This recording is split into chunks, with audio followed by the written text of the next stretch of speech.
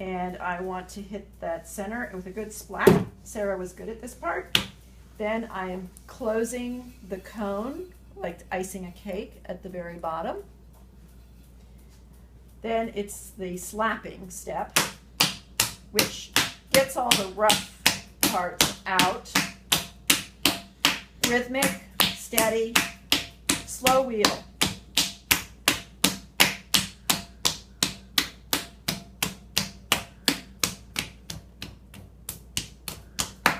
Okay, Sarah, you did great because there's hardly any water in the splash pan. Woohoo!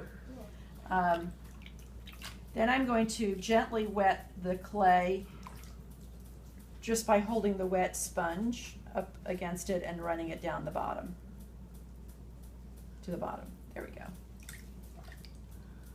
Now I'm going to begin centering, wet my hands.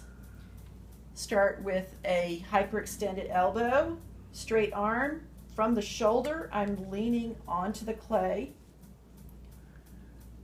As soon as I feel the mushroom effect, I come to the back. My elbow, my upper arm is in my chest, and I'm leaning into the clay. It's supporting me.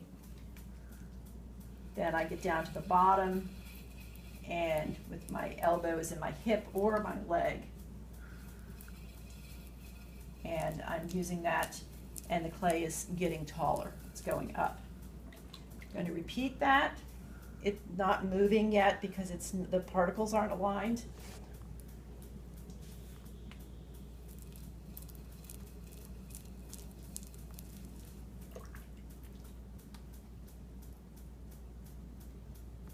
And as the particles get more and more aligned,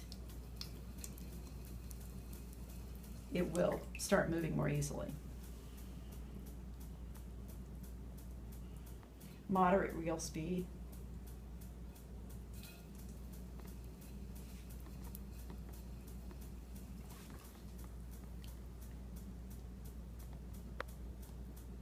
Now, remember that top was a little wobbly, so I'm just staying on that top for a minute, a few revolutions until it stabilizes, and now we're starting to get somewhere. Now I'm going to put my hands in the front with my fingertips cupped into the clay to help break that surface. I'm going to pull the clay towards me and up. So we can see that top's a little wobbly again. So I'm going to get on top of it and just hold, and then now come down, that mushroom bulge, come down the back, control that.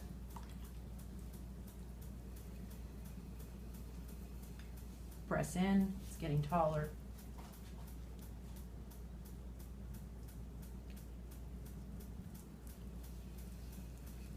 Now the dimensions of the mound when you finish depends on what you're making and what you want it to look like. So depending on what kind and what size of bowl I'm making, the mound will be 3 to 4 inches, or maybe larger or smaller.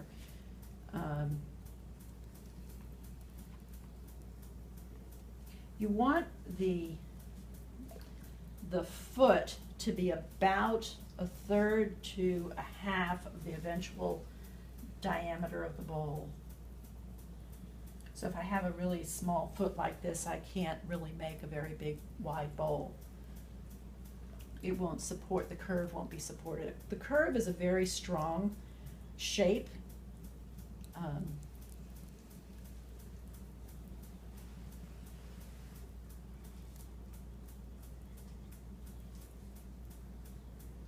Okay, so I'm going to leave it about that. Do it one more time, just for a demo. There's that mushroom. Come down. You don't want that mushroom shape to get too big. It'll be difficult to control, but it's a sign that you've done enough.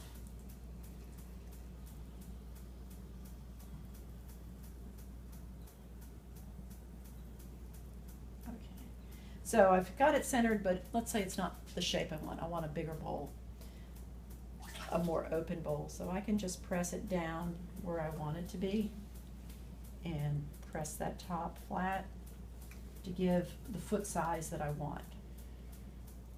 I usually make it a little wider than I want because it will narrow as I'm throwing. It's going to throw off the wheel head for this one, so that's what I'll do. Maybe I'll do 2 rolls for this one. Okay. So, Sarah, when you're throwing off the wheel head, what I would do then is I won't throw down past that. So giving that clay down at the bottom is what it duplicates the mound without it being on the mound.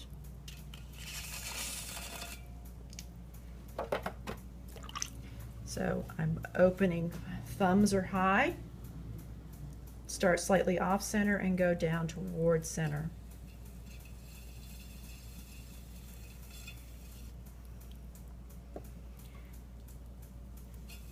Then I'm going to swing my thumbs just out towards the base of my palms.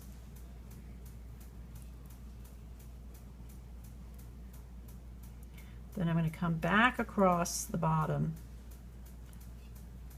reopen slightly. There you've got a really good fold. That's going to be what gets pulled up. I exaggerated that for you. Push in strongly, come back out and bring that up, slower wheel. Now if you can see, my elbows are on my hips. The other thing that will help you be more stable is instead of moving your hands up, I'll do it this time. Okay, rim statement, C and finger. So you want to keep your rim strong and give it a slant, not horizontal. The horizontal line is a dead line. It's a sleepy line. It's at rest. A diagonal rim is a dynamic rim. It implies motion. It also brings the eye from the outside up over the top and into the pot. And it's an easier rim to drink off of. It will also be a strong rim against banging. Okay, so now I'm going to tighten that, compress that, and give myself another undercut. You saw all that filled in. Okay, so again, starting in the center of the bottom, or starting at the base of the wall, going across. This is called compressing the bottom, and it helps prevent S-cracks. So reopening, coming across. There I've got that ridge at the bottom again. Outside hand is very strong. Then when I pull up, I'm going to be pulling up with my back by sitting up rather than moving my hands so much. And so this is more stable than moving my hands until you get stronger. Okay. And right in there. So these 2 fingers are right under there and coming up. Bring that up. You can see that ridge just slow. I've got to slow the wheel down with my left foot, because if I kept that same wheel speed, I would knock it off. So that's the other thing you might think about, is slowing your wheel down as you get up higher. So that was my second pull.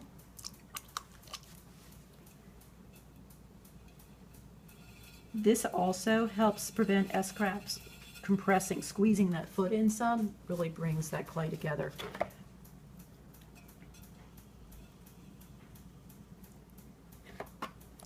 You can throw with a sponge or not. Just get a little bit wet there. Reopen, come across, push in, come back out, and as you see, my hands are coming up because my back is coming up.